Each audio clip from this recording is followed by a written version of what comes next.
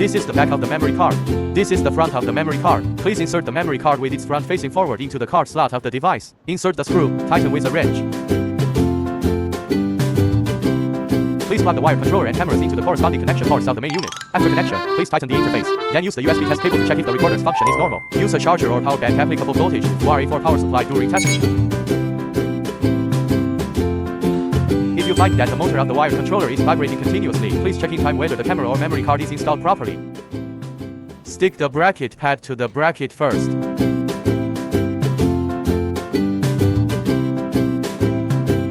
Align the bracket with the bracket hole on the host. Insert the piece into the screw. Insert the screw, tighten with a wrench.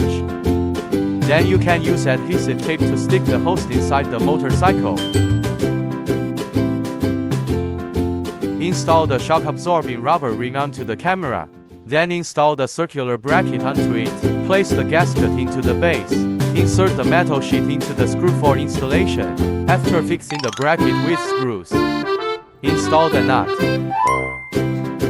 Tighten and secure with a wrench.